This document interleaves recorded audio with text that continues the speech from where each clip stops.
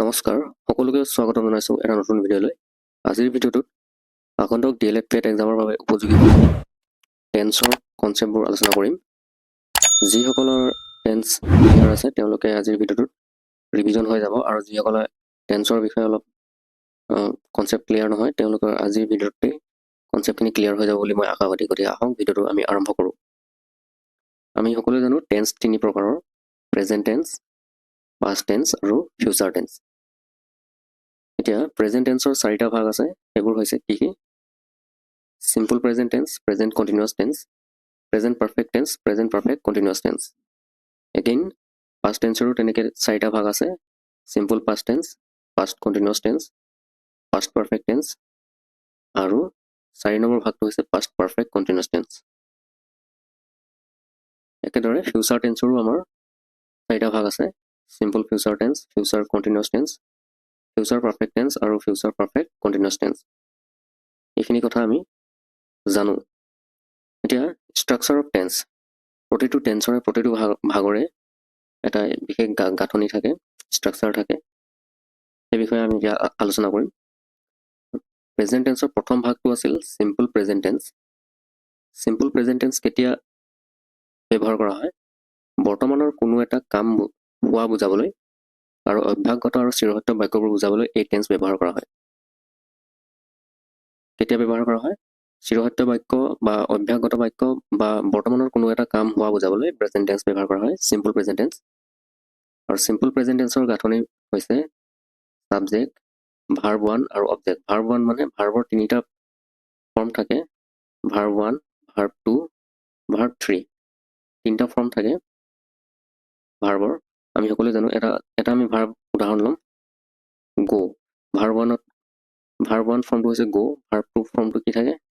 Went, আৰু verb 3টো হ'ল গান। তাৰমানে প্ৰেজেণ্ট টেন্স, পাষ্ট টেন্স আৰু পাষ্ট পাৰ্টিচিপল, এই তিনিটা ফৰ্মত থাকে ভাৰ্বৰ ফৰ্মবোৰ। গতিকে সিম্পল প্ৰেজেণ্ট টেন্সত গাঁথনিটো কেনেকুৱা হয়? সাবজেক্ট, ভাৰ্ব 1 আৰু অবজেক্ট, এই তিনিটা থাকিব। Subject plus verb 1 plus object থাকিব। এতিয়া উদাহৰণ দিছোঁ, আই ইট ৰাইচ। ইয়াত আই হৈছে সাবজেক্ট, ইট হৈছে ভাৰ্ব, আৰু ৰাইচ হৈছে অবজেক্ট। ঠিক তেনেদৰে the sun rises in the east, এইটো এটা চিৰসত্য বাক্য হয়, সূৰ্য পূবফালে উদয় হয়। ইয়াতে দ্য ছানটো কিহৰ কাম কৰিছে? সাবজেক্টৰ। ৰাইজেছ সেইটো হৈছে ভাৰ্ব, আৰু ইন দ্য ইষ্ট সেইখিনি হৈছে অবজেক্টৰ কাম কৰিব। আৰু থাকে কিছুমান complement, subject, verb 1, object plus complement, এনেকুৱাও গাঁথনিবিলাক থাকে। আমি একেবাৰে বেছিক গাঁথনিবিলাকহে আমি ইয়াত আলোচনা কৰিম। The sun rises in the east এইটো হৈছে চিৰসত্য বাক্য, আৰু এইটো সিম্পল প্ৰেজেণ্ট টেন্সৰ এটা উদাহৰণ। এতিয়া আমি সিম্পল প্ৰেজেণ্ট টেন্সৰ এক্সাৰচাইজ কৰোঁ। I go to school everyday. ইয়াত কি হ'ব? আই লগত গো টু স্কুল এভৰিডে হ'ব, যিহেতু সিম্পল প্ৰেজেণ্ট টেন্সৰ হয়। হি ডেছ গো টু স্কুল এভৰিডে। ইয়াত গো হ'ব নে গোজ হ'ব? GOES, গোজ। কাৰণটো হৈছে আমি এইখিনিতে এটা কনচেপ্ট মনত ৰাখিব লাগিব। পাৰ্চনৰ কনচেপ্টটো আমি মনত ৰাখিব লাগিব। পাৰ্চন আছিলে আমাৰ ছিংগুলাৰ পাৰ্চন আছিল, আৰু প্লুৰেল তাৰমানে একবচন আৰু বহুবচন। এই কনচেপ্টটো আমি মনত ৰাখিব লাগিব। সাবজেক্ট, পাৰ্চন মানে সাবজেক্ট। সাবজেক্টৰ ঠাইত যিহেতু আমি পাৰ্চন ইউজ কৰোঁ, কি পুৰুষ বহে? ছিংগুলাৰ ফাৰ্ষ্ট পাৰ্চন আছে, ছেকেণ্ড পাৰ্চন আছে, আৰু থাৰ্ড পাৰ্চন আছে। পাৰ্চন প্ৰথম পুৰুষ, দ্বিতীয় পুৰুষ আৰু তৃতীয় পুৰুষ। এতিয়া ফাৰ্ষ্ট পাৰ্চন ছিংগুলাৰত কি থাকে? আই থাকে, প্লুৰেলত থাকে উই, মই, আমি। ঠিক একেদৰে ছেকেণ্ড পাৰ্চন ছিংগুলাৰত থাকে ইউ, আৰু প্লুৰেলটো ইউৱে থাকে, তাৰমানে ইউ মানে তুমি, আৰু এইটো ইউ মানে তোমালোক। ঠিক একেদৰে থাৰ্ড পাৰ্চনত ছিংগুলাৰত কি থাকে? সি থাকিব, সি থাকিব, বা যিকোনো নাম বুজোৱা শব্দ থাকিব। থাৰ্ড পাৰ্চন ছিংগুলাৰত দে থাকিব। প্লুৰেলত কি বুজে? সিহঁত। এইটো হৈছে থাৰ্ড পাৰ্চন প্লুৰেল নাম্বাৰ। এতিয়া কথাটো হ'ল, যেতিয়া ছিংগুলাৰ ফাৰ্ষ্ট পাৰ্চন ছিংগুলাৰ বা ছেকেণ্ড পাৰ্চন ছিংগুলাৰ এইবিলাকৰ লগত ভাৰ্বৰ লগত কোনো ধৰণৰ এছ বা ই এছ যোগ নহয়। ইয়াত আমি সিটো হৈছে থাৰ্ড পাৰ্চন, সিটো কি হয় third person singular. Third person singular হোৱাৰ কাৰণে আমি এইটো নিয়ম আমি মনত ৰাখিব লাগিব। থাৰ্ড পাৰ্চন ছিংগুলাৰ যদি হয় ছাবজেক্টটো, তেতিয়াহ'লে ভাৰ্বৰ লগত এছ বা ই এছ যোগ হৈ যাব। এতিয়া আমাৰ ইয়াত কি আছে দ্য ছান, দ্য ছানটো হৈছে থাৰ্ড পাৰ্চন ছিংগুলাৰ হয়, নাম বুজোৱা শব্দ হয় ছান, দ্য ছান। সেইটো কাৰণে ইয়াত ভাৰ্ব কি দিয়া আছে ছেট, সেইকাৰণে ছেট এছ এটা যোগ হৈ যাব। The sun sets in the west, সূৰ্য পশ্চিম ফালে মাৰ যায় বা অস্ত যায়। তো আপোনালোকে এইখিনি কনচেপ্ট মনত ৰাখিব। প্ৰেজেণ্ট টেন্সৰ নেক্সট ভাগটো হৈছে present continuous tense. Present continuous টেন্সৰ কেতিয়া ব্যৱহাৰ কৰা হয়? বৰ্তমান কোনো এটা কাম চলি থকা বুজাবলৈ এই টেন্স ব্যৱহাৰ কৰা হয়। কোনো এটা কাম চলি আছে, কণ্টিনিউ হৈ আছে, এই কথা বুজাবলৈ এই টেন্স ব্যৱহাৰ কৰা হয়। আৰু এই টেন্সৰ গাঁথনিটো হৈছে ছাবজেক্ট থাকিব প্লাছ এম ইজ আৰ থাকিব। এম ইজ আৰক কি বুলি কোৱা হয়? বি ভাৰ্বৰ এইবিলাক ফৰ্ম হয়, বি ভাৰ্বৰ এইবিলাক ৰূপ হয় am is are, plus main ভাৰ্বত আমাৰ এটা মেইন ভাৰ্ব থাকিব। এই be verb am is are এইবিলাক হৈছে হেল্পিং ভাৰ্ব বা অক্সিলাৰী ভাৰ্ব বুলি কয়। ভাৰ্ব দুবিধ আছে, অক্সিলাৰী ভাৰ্ব আৰু ৰেগুলাৰ ভাৰ্ব। এতিয়া মেইন ভাৰ্ব হৈছে মেইন ভাৰ্বত আই এন জি থাকিব প্লাছ অবজেক্ট থাকিব। এতিয়া সেই ধৰণে আমি এটা উদাহৰণ লৈছোঁ, আই এম ইটিং ৰাইচ।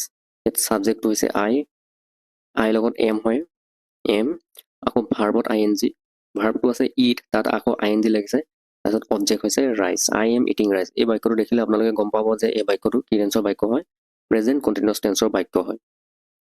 ঠিক একেদৰে আৰু আন এটা উদাহৰণ আছে he is playing football.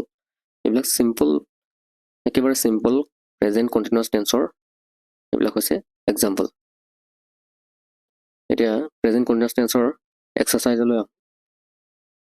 What U dash at present, question সুধিছে এইটো। হোৱাট ডু হ'লে মানে কি হ'ব? প্ৰেজেণ্ট টেন্সত বা প্ৰেজেণ্ট কণ্টিনিউৱাছ টেন্সত ডুইং হয়, বৰ্তমান কি কৰি আছা। গতিকে যিহেতু কুৱেশ্যন হয় সেইকাৰণে আৰটো আমাৰ আগত আহি যাব। What are you doing at present, বৰ্তমান কি কৰি আছা, বৰ্তমান তুমি কি কৰি আছা সেইটো বুজাবলৈ what are you doing at present. He does football now, বৰ্তমান প্লে মানে খেলা ফুটবল, সি বৰ্তমান ফুটবল খেলি আছে। সি লগত ইজ হয়, হি ইজ প্লেয়িং ফুটবল নাও।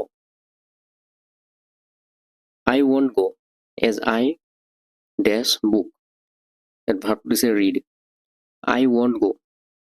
আমি কেতিয়াবা কওঁ যে মই নাযাওঁ, মই কিবা এটা কৰি আছোঁ, মই নাযাওঁ, তেনেকুৱা অৰ্থত বুজাবলৈ এই বাক্যটো ইয়াত দিয়া হৈছে I won't go, মই নাযাওঁ, as I am, I লগত am হয়, as I am read, ইয়াত ভাৰ্বটো আপোনাৰ read দিছে সেইকাৰণে reading, as I am reading book। Present টেন্সৰ নেক্সট ভাগটো হৈছে present perfect continuous present perfect tense. Present টেন্সৰ 3 নম্বৰ পাৰ্টটো হৈছে present perfect tense. Present perfect tense কেতিয়া ব্যৱহাৰ কৰা হয়? কোনো এটা কাম এইমাত্ৰ শেষ হোৱা বুজাবলৈ এই টেন্স ব্যৱহাৰ কৰা হয়। কোনো এটা কাম ইতিমধ্যে শেষ হৈছে বুজাবলৈ তাৰমানে প্ৰেজেণ্ট পাৰফেক্ট টেন্স ব্যৱহাৰ কৰা হয়। আৰু ইয়াৰ গাঁথনিটো হৈছে, এই গাঁথনিবিলাক হৈছে একেবাৰে বেছিক গাঁথনি।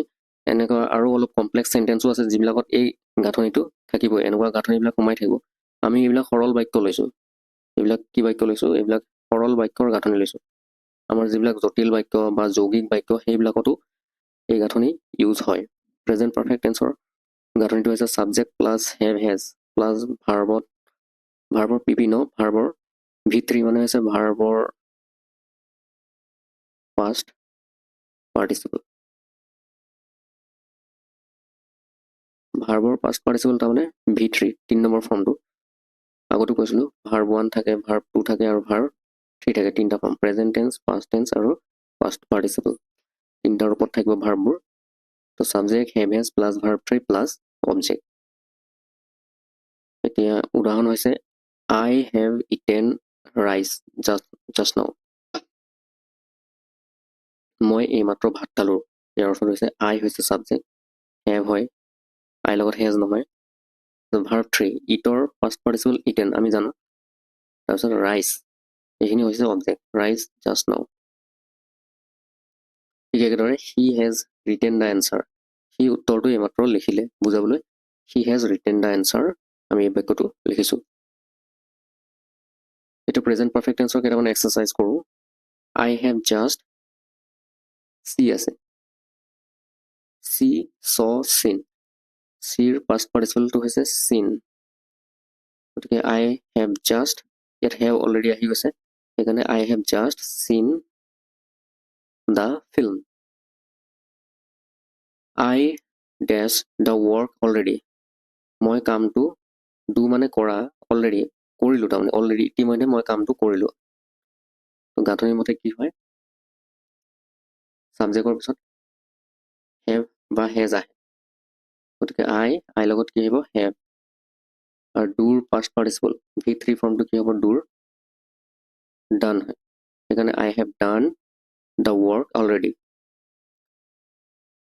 There are no' taxi available, কোনো ধৰণৰ টেক্সি এতিয়া এভেইলেবল নাই, কাৰণটো কি, দ্য ড্ৰাইভাৰ্ছ অন ষ্ট্ৰাইক, আকৌ দিছে এইফালে গ' মানে যোৱা, ড্ৰাইভাৰসকল ষ্ট্ৰাইকলৈ গ'ল মানে গুচি গ'ল ইতিমধ্যে, সেইকাৰণে ইয়াত টেক্সি এভেইলেবল নাই, সেইকাৰণে ইতিমধ্যে কামটো শেষ হোৱা বুজাইছে, সেইকাৰণে দ্য ড্ৰাইভাৰ্ছ হেভ, ড্ৰাইভাৰ্ছৰ লগত হেজ নহয়, ইয়াত ড্ৰাইভাৰ্ছটো থাৰ্ড পাৰ্চন ছিংগুলাৰ হৈ থকা নাই, কাৰণ ড্ৰাইভাৰ্ছ এছ আছে, এছ যোগ হৈ আছে, ড্ৰাইভাৰ্ছ তাৰমানে চালকসকল, প্লুৰেল হৈ গ'ল, সেইকাৰণে প্লুৰেল হ'লে মানে হেভ বহে, হেজ নবহে। থাৰ্ড পাৰ্চন ছিংগুলাৰত হেজ হ'ব, কিন্তু থাৰ্ড পাৰ্চন প্লুৰেল হ'লে হেভে হ'ব, সেইকাৰণে ড্ৰাইভাৰ্ছ হেভ, গ'ৰ পাষ্ট পাৰ্টিচিপল কি হ'ব গান, GONE, দ্য ড্ৰাইভাৰ্ছ হেভ গান অন ষ্ট্ৰাইক। প্ৰেজেণ্ট টেন্সৰ 4 নম্বৰ পাৰ্টটো হ'ল present perfect continuous tense. Present perfect continuous tense কেতিয়া ব্যৱহাৰ কৰা হয়, কোনো এটা কাম অতীততে আৰম্ভ হৈ বৰ্তমানলৈকে চলি থকা বুজাবলৈ এই টেন্স ব্যৱহাৰ কৰা হয়। এটা কাম অতীততে আৰম্ভ হ'ল, অতীততে আৰম্ভ হৈ বৰ্তমানলৈকে চলি থকা, এনেকুৱা ধৰণৰ বাক্য আমি কওঁ আমাৰ দৈনন্দিন জীৱনত। এতিয়া ইয়াৰ গাঁথনিটো হৈছে ছাবজেক্ট থাকিব, হেভ এজ থাকিব, বিন থাকিব, মেইন ভাৰ্বত ING হ'ব, তাৰপিছত টাইম এক্সপ্ৰেছন, কেতিয়াৰ পৰা মানে, চিন্স, ফ্ৰম, ফৰ, এইবিলাক টাইম এক্সপ্ৰেছন ৱৰ্ড হয়, কনজাংচন হিচাপে ইয়াত বহিব, আৰু পইণ্ট অফ টাইম, সেই বিশেষ টাইমটো কেতিয়াৰ পৰানো কামটো কৰি আছিল, আৰম্ভ কৰিছিল।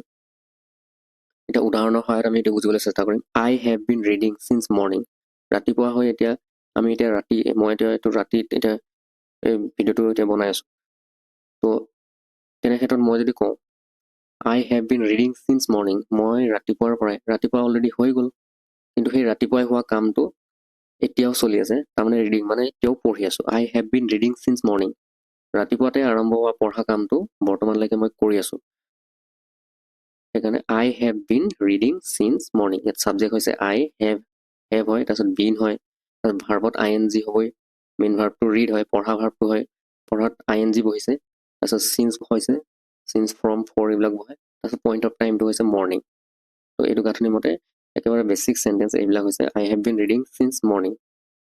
নেক্সট চেণ্টেঞ্চটো হৈছে হি হেজ বিন প্লেয়িং, সি খেলি আছে ফৰ 2 hours, 2 ঘণ্টা ধৰি সি খেলি আছে, ফৰ 2 hours, ফৰ শব্দটো কেতিয়া ইউজ হয়, কোনোবা এটা পিৰিয়ড অফ টাইম বুজাবলৈ, 2 ঘণ্টা ধৰি, 3 ঘণ্টা ধৰি, এমাহ ধৰি, 2 মাহ ধৰি, এনেকুৱা ধৰণৰ চেণ্টেঞ্চবিলাকত আমাৰ ফৰ ইউজ হয়, আৰু চিন্সটো এটা বিশেষ নিৰ্দিষ্ট সময় এটা দিয়া থাকিব, চিন্স 19 চন দিয়া থাকিলেও হ'ব, মৰ্ণিং, টুমৰো, য়েষ্টাৰডে, এনেকুৱা ধৰণৰ হ'লেও চিন্স বিশেষ এটা নিৰ্দিষ্ট সময় দিয়া থাকিলে চিন্স ইউজ হয়। এতিয়া আমি এক্সাৰচাইজলৈ আহোঁ। প্ৰেজেণ্ট পাৰফেক্ট কণ্টিনিউৱাছ টেন্স কৰি আছোঁ আমি, সেইকাৰণে ৰাম ডেছ in the same class for last 2 years, for শব্দটো কেতিয়া ইউজ হয়, এটা নিৰ্দিষ্ট পিৰিয়ড দি দিছে, the last 2 years, last 2 year মানে যোৱা 2 বছৰ ধৰি, ইন দ্য চেম ক্লাছ একেটা ক্লাছতে পঢ়ি আছে, তেওঁৰ পঢ়া কামটো সেই যোৱা 2 বছৰৰ আগতে আৰম্ভ হ'ল, কিন্তু সেই 2 বছৰৰ আগতে আৰম্ভ হোৱা পঢ়া কামটো বৰ্তমানলৈকে চলি আছে বুজাবলৈ আমি এই বাক্যটো লিখিছোঁ।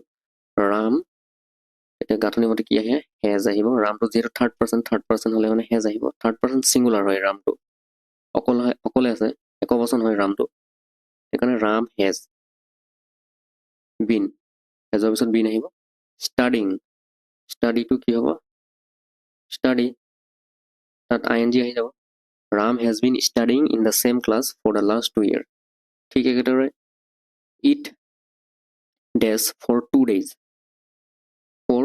দুদিন ধৰি ৰেইন মানে বৰষুণ দুদিন ধৰি বৰষুণ হ'ল বুলিতো নকওঁ আমি দুদিন ধৰি বৰষুণ দি আছে ইট হেজ বিন ৰেইনিং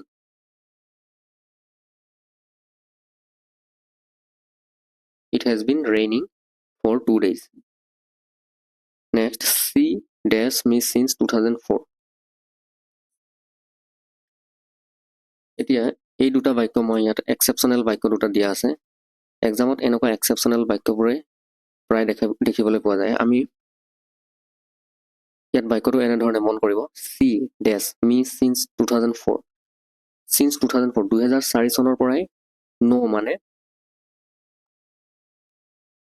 তাই চিনি পায় বা জানে তাই মোক 2004 চনৰ পৰাই চিনি পায় আমি এনেকুৱাকৈ নকওঁ যে চেণ্টেন্সটো তাই মোক 2004 চনৰ পৰাই চিনি পাই আছে এনেকৈ বুলিতো নকওঁ তেনেক্ষেত্ৰত আমি কি লিখিম চি ইয়াত চিন্স থাকিলেও আমি গাঁথনি মতে কি পঢ়িছিলোঁ চিন্স ফ্ৰম ফৰ এইবিলাক থাকে প্ৰেজেণ্ট পাৰফেক্ট কণ্টিনিউৱাছ টেন্সত কিন্তু এই ক্ষেত্ৰত ইয়াত চিন্স আছে কিন্তু চিন্স থাকিলেও এইটো প্ৰেজেণ্ট পাৰফেক্ট কণ্টিনিউৱাছ টেন্সত এইটো নপৰে এইকেইটা বাক্য কিহত নপৰে প্ৰেজেণ্ট পাৰফেক্ট কণ্টিনিউৱাছ টেন্সত নপৰে ইয়াত হ'ব এইটো প্ৰেজেণ্ট পাৰফেক্ট টেন্সত হ'ব এইবিলাক বাক্য কিহত পৰিব এই দুটা বাক্য প্ৰেজেণ্ট পাৰফেক্ট টেন্সৰহে এইকেইটা বাক্য হয় এই দুটা বাক্য এই বাক্য দুটা প্ৰেজেণ্ট পাৰফেক্ট টেন্সৰ বাক্য হয় নো ভাৰ্ব থাকিলে এনেদৰে আমি লিখিব লাগিব C has been knowing me signs 2004 লিখিলে ভুল হৈ যাব আমি কি লিখিম C has known me since 2004 তাই 2004 চনৰ পৰাই মোক চিনি পায় known ভাৰ্বটো থাকিলে বিশেষকৈ এনেদৰে মন পৰিব এইটো এটা এক্সেপশ্যনেল ভাৰ্ব হয় ঠিক তেনেদৰে own থাকিলেও সেই একেই কেছ হয় I হ'লে have হ'ব I have own ed third person আহি যাব I have owned this garden since 2010 মই 2010 চনৰ পৰাই এই গাৰ্ডেন এই বাগিচাখনৰ own মানে হৈছে মালিক owner আমি মালিক শব্দটোৰ কাৰণে owner ইউজ কৰোঁ own মানে মই এই বাগিচাখনৰ স্বত্বটো 2010 চনৰ পৰাই লৈ থৈছোঁ বা মই 2010 চনৰ পৰাই এই বাগিচাখনৰ গৰাকী হৈ আছোঁ তো এনেকুৱা ধৰণৰ own no own এই ভাৰ্ব দুটা থাকিলে মানে চিন্স থাকিলেও প্ৰেজেণ্ট পাৰফেক্ট কণ্টিনিউৱাছ টেন্সত নপৰে এই বাক্য দুটা প্ৰেজেণ্ট পাৰফেক্ট টেন্সৰহে উদাহৰণ হয় নেক্সট আহিলোঁ পাষ্ট টেন্সত পাষ্ট টেন্সৰো 4টা ভাগ থাকে প্ৰথম ভাগটো হৈছে simple past tense simple past tense কেতিয়া ব্যৱহাৰ কৰা হয় অতীতৰ ঘটা এটা কাম বুজাবলৈ এই টেন্স ব্যৱহাৰ কৰা হয় অতীতৰ ঘটি যোৱা এটা কাম আমি চিম্পল বুজাবলৈ মানে চিম্পল পাষ্ট টেন্স ব্যৱহাৰ কৰোঁ গাঁথনিটো হৈছে ছাবজেক্ট ভাৰ্ব টু এতিয়া প্ৰেজেণ্ট টেন্সত আমাৰ কি আছিল চিম্পল প্ৰেজেণ্ট টেন্সত কি আছিল ভাৰ্ব 1 আছিল এতিয়া চিম্পল পাষ্ট টেন্সত ভাৰ্ব 2 থাকিব ছাবজেক্ট প্লাছ ভাৰ্ব 2 মানে ভাৰ্বৰ past form verb 1 verb 2 verb 3 তিনিটাৰ ফৰ্ম থাকে ভাৰ্ব 1টো হৈছে প্ৰেজেণ্ট ফৰ্ম ভাৰ্ব 2টো হৈছে পাষ্ট ফৰ্ম আৰু ভাৰ্ব 3টো হৈছে পাষ্ট পাৰ্টিচিপল গতিকে ভাৰ্ব 2 মানে পাষ্ট ফৰ্মটো থাকিব আৰু অবজেক্ট থাকিব ছাবজেক্ট ভাৰ্ব অবজেক্ট একেটা পেটাৰ্ণে হয় খালি ভাৰ্বৰ জাগাত ঠাইত থাকিব ভাৰ্ব 2 তাৰমানে পাষ্ট ফৰ্মটো থাকিব I ate rice মই ভাত খাইছিলোঁ এট মানে হৈছে ভাৰ্বৰ পাষ্ট ফৰ্ম ইট প্ৰেজেণ্টত ইট হয় পাষ্টত এট হয় আৰু পাষ্ট পাৰ্টিচিপলত ইটেন হয় গতিকে ইয়াত আমাৰ এট পাষ্ট ফৰ্মটো ইউজ হৈছে I ate rice ঠিক একেদৰে হি প্লেইড ফুটবল এইটো প্লেইড হৈছে পাষ্ট ফৰ্ম হৈছে হি প্লেইড ফুটবল। হি হৈছে ছাবজেক্ট, প্লেইড হৈছে ভাৰ্ব ছেকেণ্ড ফৰ্ম আৰু ফুটবল হৈছে অবজেক্ট। এতিয়া চিম্পল পাষ্ট টেন্সৰ এক্সাৰচাইজ হৈছে কেইটামান। I dash the breaking news yesterday. যোৱাকালি মই এই ব্ৰেকিং নিউজটো হিয়াৰ মানে শুনা পোৱা, তো সি শুনি পাইছিল। য়েষ্টাৰডে যিহেতু ইয়াত ইউজ হৈছে, এই লাষ্ট ৱৰ্ডটোত ফ'কাছ কৰিব। য়েষ্টাৰডে মানে যোৱাকালি, সেইটো হৈছে অতীতৰ সময়। যোৱাকালিটো হৈছে এটা অতীতৰ সময়, গতিকে সেই অতীতৰ সময় বুজাবৰ কাৰণে এইটো চিম্পল পাষ্ট টেন্সত ব্যৱহাৰ কৰিম। হিয়াৰটো হ'ব heard, HEARD, heard. I heard the breaking news yesterday. We does there last night. এই লাষ্ট নাইটটো সেই অতীতৰ সময় বুজাইছে, গতিকে কি হ'ব ষ্টেটো হ'ব stayed. We stayed there last night. আমি যোৱাকালি ক'ত থাকিলোঁ? তাত থাকিলোঁ বুলি কৈছে। যোৱা নিশা আমি তাত থাকিলোঁ। ষ্টেইড মানে থাকা বা কটালে। We stayed there last night. Next, the police ডেছ the thief at 2 AM last night. আকৌ লাষ্ট নাইট দিছে, তাৰমানে যোৱা নিশা। পুলিচে কি হ'ল? কট। ইয়াত কট নহয়, একচুৱেলি ইয়াত কেটছ দিব লাগিছিল মই। এই কেটছক পাষ্ট ফৰ্মত কট বুলি কোৱা হয়। The police caught the thief at 2 AM last night. এতিয়া আহোঁ পাষ্ট টেন্সৰ ছেকেণ্ড ফৰ্মটোলৈ, পাষ্ট কণ্টিনিউৱাছ টেন্স। ছেকেণ্ড ভাগটো হৈছে পাষ্ট কণ্টিনিউৱাছ টেন্স। কোনো এটা কাম অতীতত চলি আছিল বুজাবলৈ এই টেন্স ব্যৱহাৰ কৰা হয়। কেতিয়া ব্যৱহাৰ কৰা হয়? কোনো এটা কাম অতীতত চলি আছিল। অতীতত কোনোবা এটা সময়ত কামটো চলি আছিল। আমি এনেকুৱা ধৰণৰ বাক্য আমি প্ৰায় আমাৰ ডেইলি লাইফত ইউজ কৰি থাকোঁ। যেনে আই ৱাজ ৰিডিং য়েষ্টাৰডে, যোৱাকালি মই পঢ়ি আছিলোঁ। তাৰমানে অতীতত, য়েষ্টাৰডে মানে এইটো এটা অতীতৰ সময় হয়। সেই অতীতৰ সময়ত আমি কামটো কৰি আছিলোঁ। কি কাম কৰি আছিলোঁ? পঢ়া কাম চলি আছিল আমাৰ। ঠিক একেদৰে ইউ ৱেৰ প্লেয়িং ফুটবল, তুমি ফুটবল খেলি আছিলা। টাইমটো দিয়া নাই, কিন্তু এনেকুৱা ধৰণৰ আমি বাক্য কওঁ, তুমি ফুটবল খেলি আছিলা। তো ইয়াৰ গাঁথনিটো হৈছে ছাবজেক্ট আছে, ছাবজেক্ট আই লগত ৱাজ হয় নে ৱেৰ হয়? আই লগত ৱাজ হ'ব। তাৰপিছত মেইন ভাৰ্বটো আমাৰ পঢ়া দিয়া আছে, ৰিড, তাত ING হ'বই। কণ্টিনিউৱাছ টেন্সত ভাৰ্বত ING থাকিবই। ভাৰ্বত কি থাকিব? ING থাকিবই। আই ৱাজ ৰিডিং য়েষ্টাৰডে, যোৱাকালি মই পঢ়ি আছিলোঁ। এতিয়া এক্সাৰচাইজ কেইটামান আহোঁ। আই ডেছ ৱেন হি কেম, সি যেতিয়া আহিছিল। মই পঢ়ি আছিলোঁ। হি কেম, সি যেতিয়া আহিছিল। হি কেম মানে সি আহিছিল। ৱেন মানে যেতিয়া, সি যেতিয়া আহিছিল। মই কি? ৰিড ইয়াত দিছে, ৰিড মানে পঢ়া। মই কি কৰিছিলোঁ? মই পঢ়ি আছিলোঁ। আই was reading.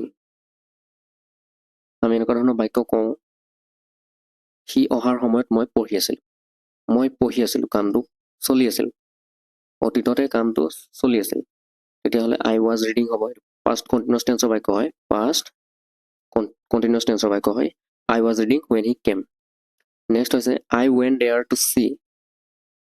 I went there মানে মই তালৈ গৈছিলোঁ। টু চি মানে চাবলৈ গৈছিলোঁ।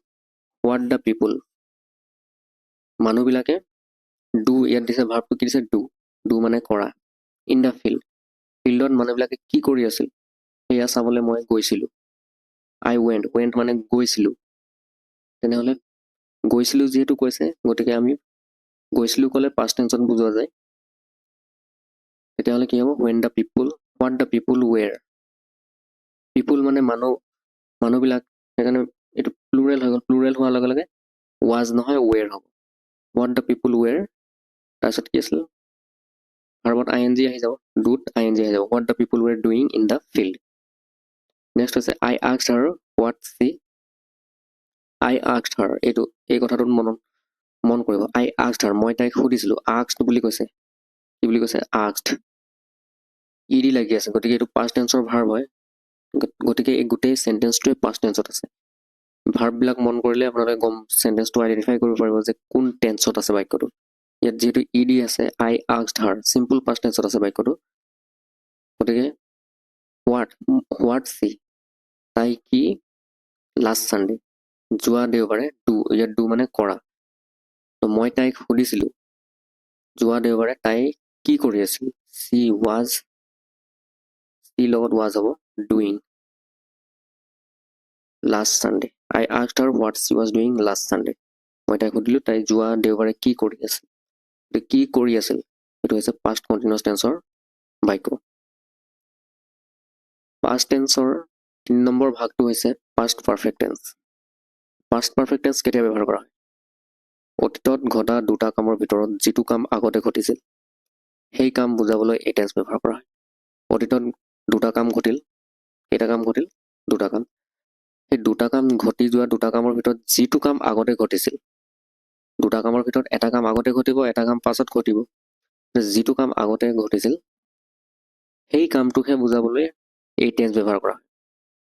এতিয়া দুটা কামৰ ভিতৰত আগৰ কামটো বাৰু বুজাবলৈ এই টেন্স ব্যৱহাৰ কৰা হয়। পিছৰ কামটো বা দ্বিতীয় কামটো বুজাবলৈ আমি কি টেন্স ব্যৱহাৰ কৰিম? Simple first tense. এই কথাটো মনত ৰাখি যাব। ইয়াৰ গাঁথনিটো হৈছে ছাবজেক্ট, হেড, ভাৰ্ব 3 মানে ভাৰ্বৰ 3 নম্বৰ ফৰ্মটো, তাৰমানে ভাৰ্বৰ পাষ্ট পাৰ্টিচিপল। এই ফৰ্মটো বহিব V3, তাৰপিছত বিফৰ আহিব প্লাছ দ্বিতীয় কাম মানে যিটো কাম আমাৰ পিছত হ'ল। আগত হোৱা কামটো আমাৰ এইখিনিলৈকে হয়।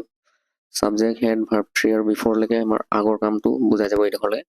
আৰু যিটো কাম পাছত ঘটিল সেইটোক আমি দ্বিতীয় কাম বুলি ধৰি ল'লোঁ আৰু সেইটো আমি চিম্পল পাষ্ট টেন্সত থাকিব। গতিকে মেইন গাঁথনিটো এইডোখৰলৈকে ছাবজেক্ট, হেড, ভাৰ্ব 3 আৰু বিফৰ। এটা উদাহৰণ দিছোঁ, the match head started before I reach the playground. খেলখন আৰম্ভ হ'ল। দ্য মেচ এইটো হৈছে ছাবজেক্ট, তাৰপিছত আহিল হেড, তাৰপিছত ভাৰ্বৰ পাষ্ট ফৰ্মটো আহিল, পাষ্ট পাৰ্টিচিপলটো আহিল ষ্টাৰ্টেড, তাৰপিছত আহিল বিফৰ, তাৰপিছত দ্বিতীয় কামটো কি হৈছে যে খেলখন আৰম্ভই হ'ল। তাৰপিছত বিফৰ মানে আগতে। কাৰ আগতে? আই ৰিচ দ্য প্লেগ্ৰাউণ্ড,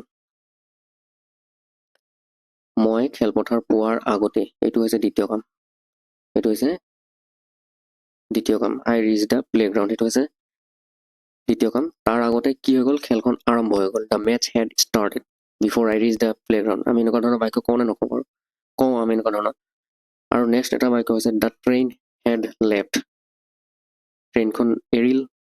কেতিয়া এৰিল? Before I reach the station, মই ষ্টেচন পোৱাৰ আগতে ট্ৰেইনখন এৰিলে। দ্য ট্ৰেইন হেড, দ্য ট্ৰেইনটো হৈছে ছাবজেক্ট, হেড, তাৰপিছত এই লিভৰ পাষ্ট পাৰ্টিচিপলটো হৈছে লেফ্ট, ভাৰ্ব 3 হয়, left before I reach the station, মই station, I reach the station সেইটো হৈছে দ্বিতীয় কাম। ত' আই ৰিচ দ্য ষ্টেচন, মই ষ্টেচন পোৱাৰ আগতে ট্ৰেইনখন, ট্ৰেইন এৰা কামটো হৈ গ'ল তাৰমানে। সেইটো হৈছে পাষ্ট পাৰফেক্ট টেন্সৰ এইবিলাক উদাহৰণ। এতিয়া আমি এক্সাৰচাইজ কৰোঁ। দ্য মেচ বিফৰ, এতিয়া before I reach the stadium, পিছৰ বাক্যটো মন কৰক, মই ষ্টেডিয়াম পোৱাৰ আগতে।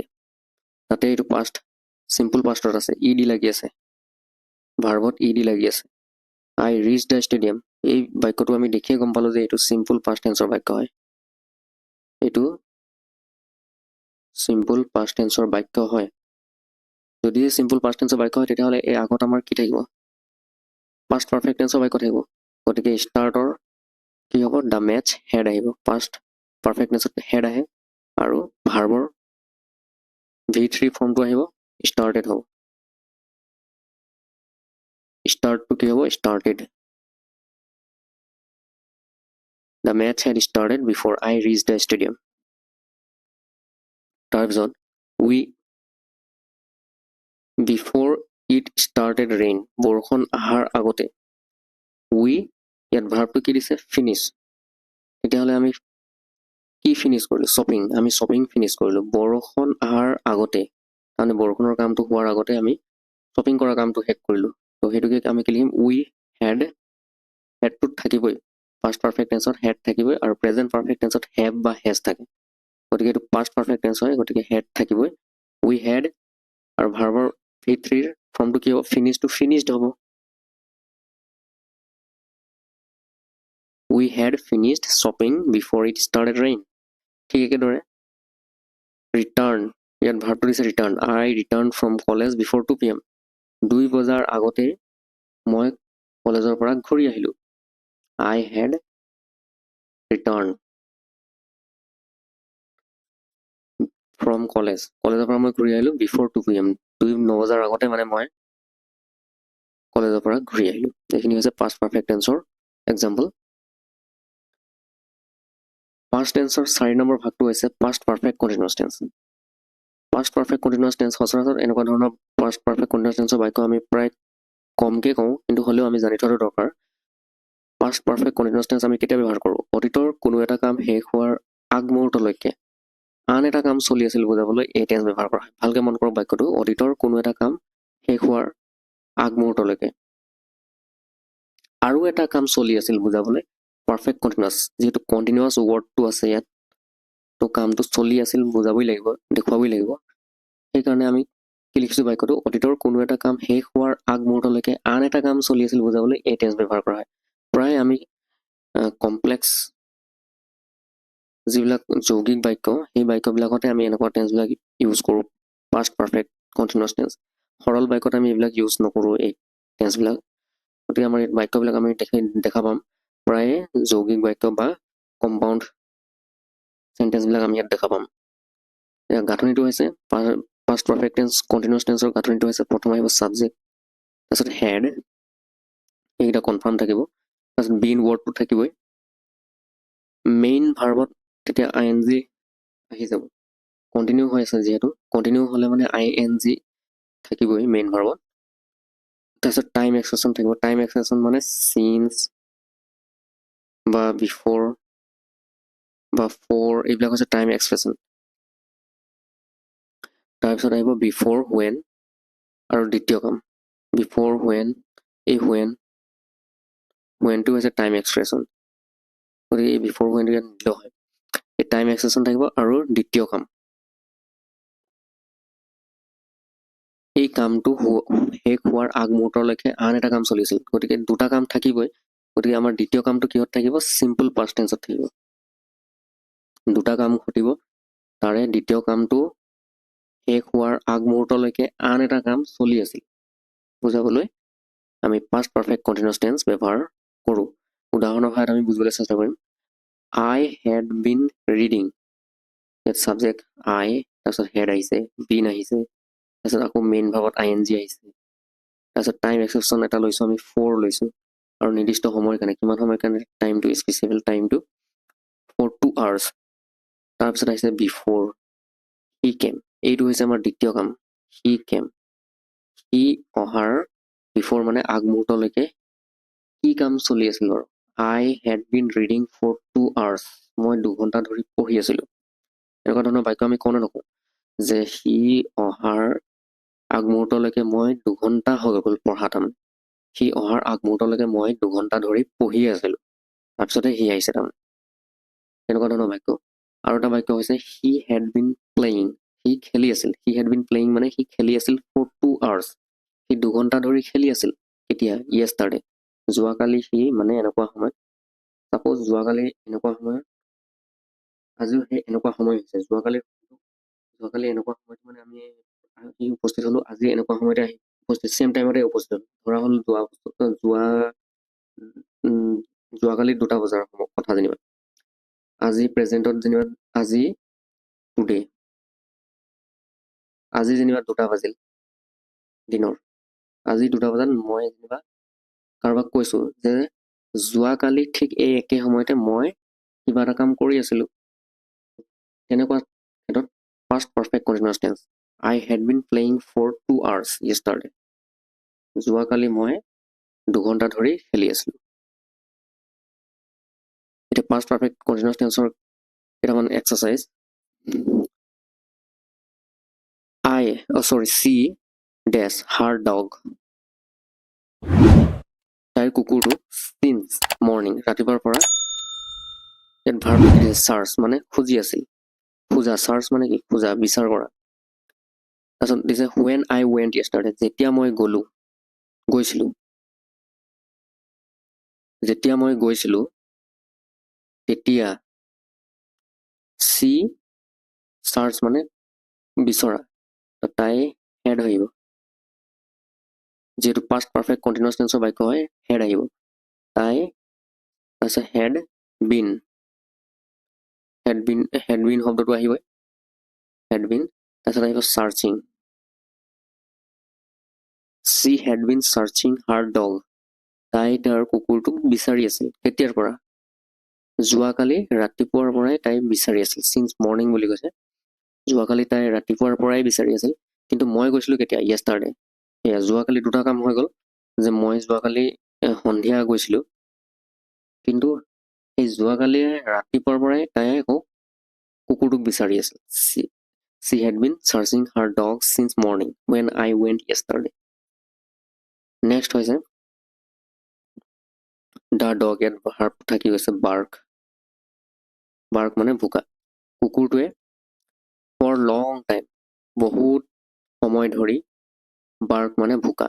last night যোৱাকালি কুকুৰটোৱে বহুত সময় ধৰি long time যে ইয়াত দি আছে for long time, এই বাক্যটো কি বুজাইছে, বহুত দেৰিত ধৰি, বহু সময় ধৰি।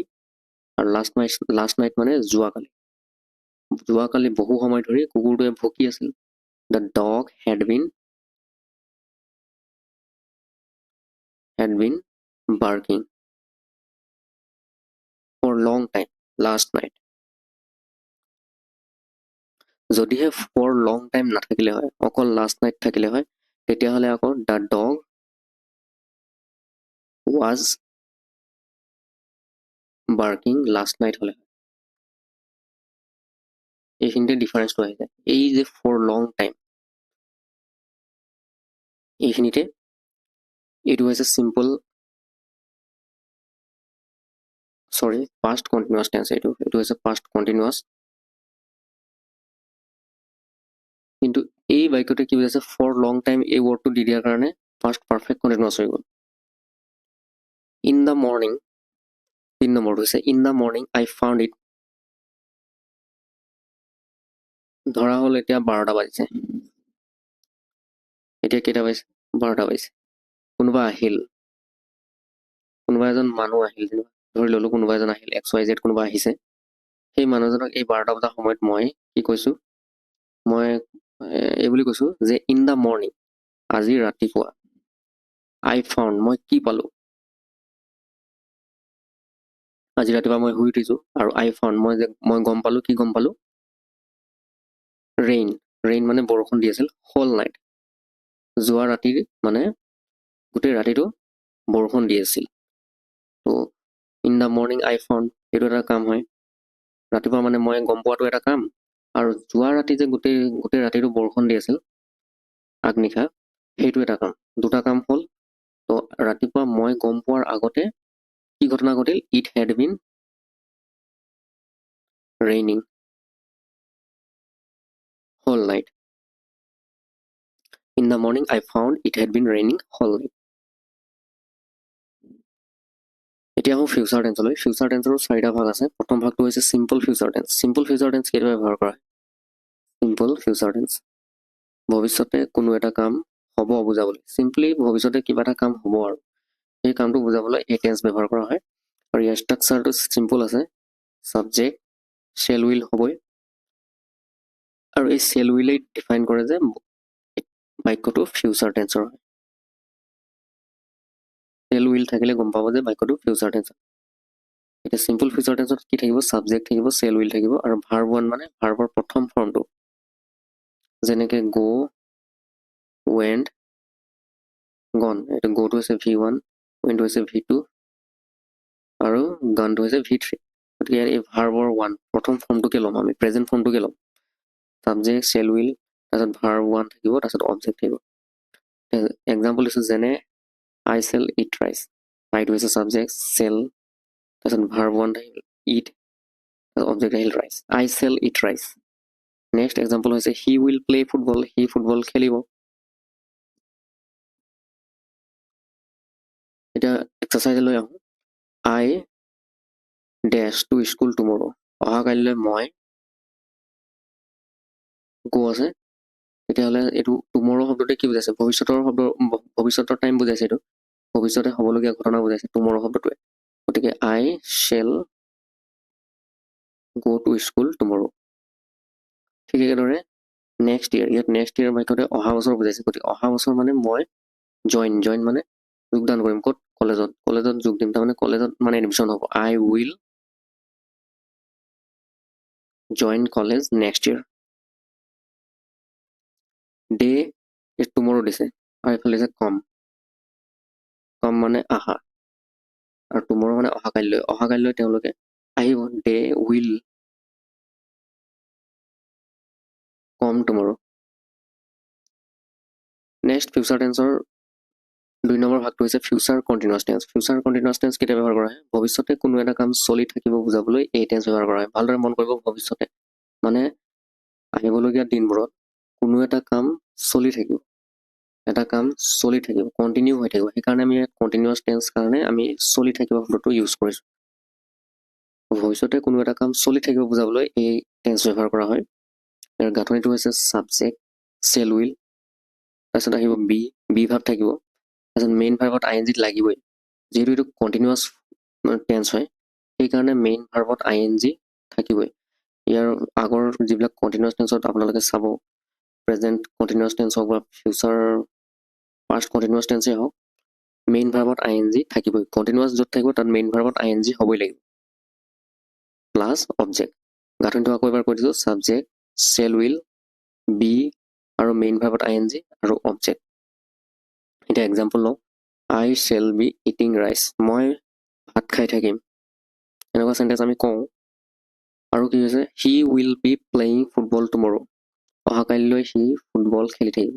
ছাপ'জ টাইমটো দিছোঁ এনেকুৱা সময়ত আৰু tomorrow at 2 PM, অহাকাইলৈ 2টা বজাত সি ফুটবল খেলি থাকিব। এনেকুৱা ধৰণৰ আমি বাক্য প্ৰায়ে কওঁ। এতিয়া এক্সাম্পল লওঁ, my dad dash to Tezpur by car today, আজি বাই কাৰ মানে কাৰেৰে, মাই ডেড মোৰ দেউতা, গো মানে যায়, তো মোৰ দেউতা আজি কাৰেৰে কলৈ গৈ থাকিব? তেজপুৰলৈ গৈ থাকিব। মাই ডেড উইল, তাৰপিছত বি আহিব, তাৰপিছত ভাৰ্বটো হৈছে গো, গোত ING আহি যাব। My dad will be going to Tezpur by car today. Next আহিল she tomorrow meet her husband, to meet her husband, তাইৰ হাজবেণ্ডক লগ কৰিবলৈ, এৰাইভ মানে আহা, তো তাই টুমৰো মানে অহাকালি, টুমৰো তাইৰ হাজবেণ্ডক লগ কৰিবলৈ তাই আহি থাকিব। C will be arriving টুমৰো two meet her husband. Subject হৈছে চি, তাৰপিছত উইল আহিব, তাৰপিছত বি আহিব, তাৰপিছত ভাৰ্বত ING। এইবোৰ আমি ফিউচাৰ কণ্টিনিউৱাছ টেন্সৰ ষ্ট্ৰাকচাৰ মতে আমি ফিল আপ কৰি আছোঁ। তাৰপিছত নেক্সট চেণ্টেঞ্চটো হৈছে ৰাহুল ডেছ movie after my mother goes to market, মোৰ মায়ে বজাৰলৈ যোৱাৰ আফটাৰ মানে পাছত, ৰাহুলে কি কৰি থাকিব? ৱাটছ মানে চাই থাকিব, কি চাই থাকিব? মুভি। ৰাহুল উইল বি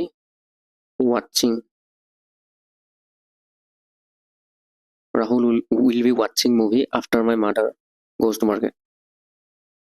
আমি এনেকুৱা ধৰণৰ বাক্য প্ৰায় কওঁ, মই বজাৰলৈ গৈছোঁ, তই টিভিটো চাই থাকিবি দেই, এনেকুৱা বুলি কৈয়ে যাওঁ, ভাইটিক হওক বা ভণ্টিক হওক, বাহিৰলৈ ওলাই নাযাবি। ঠিক তেনেধৰণে ৰাহুল উইল বি ৱাটছিং মুভি, ৰাহুলে টিভিত মুভি চাই থাকিব after my mother goes to market, মায়ে বজাৰলৈ যোৱাৰ পাছত ৰাহুলে চিনেমা চাই থাকিব। নেক্সট ফিউচাৰ টেন্সৰ 3 নম্বৰ পাৰ্টটো হৈছে future perfect tense. Future perfect টেন্সৰ ডেফিনেশ্যনটো হৈছে ভৱিষ্যতে কোনো এটা কাম আন এটা কামৰ আগতে শেষ হ'ব বুজাবলৈ এই টেন্স ব্যৱহাৰ কৰা। তাৰমানে ভৱিষ্যতে 2টা কাম ঘটিব, তো সেই কোনোবা এটা কাম আন এটা কামৰ আগতে শেষ হ'ব বুজাবলৈ এই টেন্স ব্যৱহাৰ কৰা। আকৌ এবাৰ কৈছোঁ, ভৱিষ্যতে কোনো এটা কাম আন এটা কামৰ আগতে শেষ হ'ব বুজাবলৈ এই টেন্স ব্যৱহাৰ কৰা। যিটো কাম মানে 2টা কাম ঘটিব, 2টা কামৰ ভিতৰত যোনটো কাম আগতে ঘটিব সেই আগতে ঘটা কামটো বুজাবলৈ এই টেন্স ব্যৱহাৰ কৰা। ইয়াৰ গাঁথনিটো হৈছে ছাবজেক্ট চেল উইল, তাৰপিছত হেভ হেজ আহিব। পাৰফেক্ট টেন্সত হেভ হেজ আহে, য'ত পাৰফেক্ট টেন্স থাকিব তাত হেভ হেজ থাকিবই। পাষ্ট হ'লে হেড থাকিব, আমি অলপ আগতে পাষ্টত পঢ়ি আহিলোঁ, তাত হেড আছিল পাষ্ট পাৰফেক্ট টেন্সত। তো ফিউচাৰত আহিব হেভ হেজ, প্ৰথমতে আহিলে ছাবজেক্ট, তাৰপিছত চেল উইল, তাৰপিছত হেভ হেজ, তাৰপিছত ভাৰ্বৰ 3 নম্বৰ ফৰ্ম। পাৰফেক্ট টেন্সত ভাৰ্বৰ 3 নম্বৰ ফৰ্মটো থাকে, তাৰমানে ভাৰ্বৰ পাষ্ট পাৰ্টিচিপল, PP মানে পাষ্ট পাৰ্টিচিপল, এই ফৰ্মটো থাকিবই। ভাৰ্বৰ পাষ্ট পাৰ্টিচিপলটো অকল পাৰফেক্ট টেন্সতে থাকে। প্ৰেজেণ্ট পাৰফেক্ট হওক, পাষ্ট পাৰফেক্ট হওক, ফিউচাৰ পাৰফেক্ট হওক, তাত ভাৰ্বৰ পাষ্ট পাৰ্টিচিপল মানে 3 নম্বৰ V3 ফৰ্মটো থাকিবই। তাৰপিছত এই টাইম এক্সটেনশ্যনবিলাক থাকিব বাই বা বিফৰ, তাৰপিছত প্লাছ ছেকেণ্ড কাম। সেকেন্ড কাম মানে ভৱিষ্যতে দুটা কাম হ'ব, সেই সেকেন্ড কামটো আমি লাষ্টত লিখি দিব লাগিব এনেদৰে। আৰু সেকেন্ড কামটো প্ৰায় চিম্পল পাষ্ট টেন্সত থাকিব। সেকেন্ড কামটো কিয় থাকিব? Simple past tense. আৰু এই প্ৰথম যিটো কাম সেইটোহে ফিউচাৰ পাৰফেক্ট টেন্সত থাকিব। এতিয়া উদাহৰণ ল'ম, I shall have completed by tomorrow. by tomorrow মানে অহাকাইলৈ হোৱাৰ আগৰলৈকে মানে I shall have completed, মই কমপ্লিট কৰি দিম। অহাকাইলৈকে মানে মই কমপ্লিট হৈ যাব মোৰ কাম, সেই তেনেধৰণে বুজাবলৈ ফিউচাৰ পাৰফেক্ট টেন্স ব্যৱহাৰ কৰিছোঁ। নেক্সট উদাহৰণ হৈছে he will have arrived here before I reached. মই তাত পোৱাৰ আগতে সি তাত গৈ পাব তাৰমানে। সৰি, এইটো বিফৰ আই ৰিচ হ'ব, চিম্পল পাষ্ট নহয়, এইটো চিম্পল প্ৰেজেণ্ট টেন্সৰ বাক্য হ'ব। দ্বিতীয় কামটো চিম্পল প্ৰেজেণ্ট টেন্সৰ বাক্য হ'ব, before I reach I will have arrived before, he will have arrived there before I reach. মই গৈ পোৱাৰ আগতে সি তাত উপস্থিত হৈ থাকিব। এনেকুৱা ধৰণৰ চেণ্টেন্সবিলাকত আমি ফিউচাৰ পাৰফেক্ট টেন্স ব্যৱহাৰ কৰোঁ। গাঁথনিটো হৈছে ছাবজেক্ট, সিটো হৈছে ছাবজেক্ট, উইল আছে, তাৰপিছত হেভ আছে, তাৰপিছত ভি থ্ৰী ফৰ্মটো আছে, ইয়াত এৰাইভ হৈ আছে, তাৰপিছত দেয়াৰ ক'ত থাকিব? তাত এটা জাগাও দি দিছে যে তাত সি আহি পাব। তাৰপিছত আহিল বিফৰ, আৰু এইটো হৈছে আই ৰিচটো হৈছে ছেকেণ্ড কাম।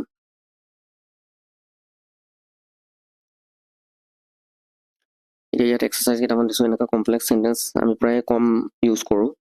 আমাৰ দৈনন্দিন জীৱনত এনেকুৱা বাক্যবোৰ আমি প্ৰায় কম ইউজ কৰোঁ, সেইকাৰণে মই এইটো স্কিপ কৰিম বুলি ভাবিছিলোঁ, কিন্তু হ'লেও দুটা এক্সাম্পল ইয়াত দিছোঁ। হ'লেও এনেকুৱা ধৰণৰ কমপ্লেক্স চেণ্টেন্স এক্সামত, বিশেষকৈ DLEDৰ এক্সামত দেখা পোৱা নাযায়। হ'লেও দুটা উদাহৰণ আমি কৰিম। ইয়াত দিছে before, we reach the port, আমি বন্দৰ যাই পোৱাৰ আগতে, পৰ্ট মানে হৈছে বিমানবন্দৰ পোৱাৰ আগতে, বিফৰ মানে আগতে কি হ'ব? দ্য শ্বিপ লিভটো কি হ'ব? Left. Sorry, the ship will have left. The ship will have left before we reach the port, জাহাজখন এৰিব আমি যাই পোৱাৰ আগতে। উই ৰিচ দ্য পৰ্ট, এই বাক্যটো ভালদৰে মন কৰক, এইটো চিম্পল প্ৰেজেণ্ট টেন্সত আছে। চিম্পল প্ৰেজেণ্ট টেন্সত এই দ্বিতীয় কামটো যদি চিম্পল প্ৰেজেণ্ট টেন্সত থাকে, তেতিয়াহ'লে তাৰ আগফালৰ প্ৰথম কামটো ফিউচাৰ পাৰফেক্ট টেন্সত থাকিব। এতিয়া ইয়াত অন মাই নেক্সট বাৰ্থডে, মোৰ নেক্সট বাৰ্থডেত, ন' মানে জানা বা চিনি পোৱা, তো he know' me for 5 years on my next birthday, তাৰমানে মোৰ নেক্সট বাৰ্থডে এতিয়ালৈকে আহি পোৱা নাই। মোৰ নেক্সট বাৰ্থডে আহোঁতে মানে সি মোক চিনি পোৱাটো কেইবছৰ হ'ব? 5 বছৰ হ'ব। গতিকে বাক্যটো সেই তেনেকুৱা মিনিং বুজাবলৈহে এই বাক্যটো ইয়াত দিয়া হৈছে, যে মোৰ নেক্সট বাৰ্থডে আহোঁতে তাৰ আৰু মোৰ মাজত চিনা জনাটো 5 years হৈ যাব। তাৰমানে তো সি লগত উইল হ'ব, সি লগত হেজ হয়, he will has known, subject সি, তাৰপিছত উইল আহিব, তাৰপিছত হেজ আহিল, তাৰপিছত এইটো ভাৰ্বটো আমাক দিছিলে ন'ৰ V3 ফৰ্মটো আহিল, তাৰপিছত আহিল ফৰ আহিল। গতিকে আমি ষ্ট্ৰাকচাৰ মতে আমি এইটো লিখি গৈছোঁ, he will has known me for 5 years on my next birthday. Future টেন্সৰ 4 নম্বৰ পাৰ্টটো হৈছে প্ৰেজেণ্ট পাৰফেক্ট কণ্টিনিউৱাছ টেন্স। এইটো লাষ্ট ফৰ্ম হয়, last part present perfect continuous tense. এইটো ফিউচাৰ টেন্সৰ, এইটো প্ৰেজেণ্ট নহয়, এইটো ফিউচাৰ হ'ব। এইটো ফিউচাৰ হ'ব, ফিউচাৰ পাৰফেক্ট কণ্টিনিউৱাছ টেন্স। ভৱিষ্যতে কোনো এটা সময় আহি নোপোৱাৰ, ভৱিষ্যতে এটা সময়, কিবা এটা সময় আহি আছে, আৰু সেই সময়টো আহি নোপোৱাৰ আগতে বা কোনো এটা কাম কৰাৰ আগৰলৈকে আন এটা কাম চলি থাকিব বুজাবলৈ এই টেন্স ব্যৱহাৰ কৰা হয়। বহুত কমপ্লেক্স অৰ্থত বুজাবলৈ আমি এই future perfect continuous tense use কৰোঁ।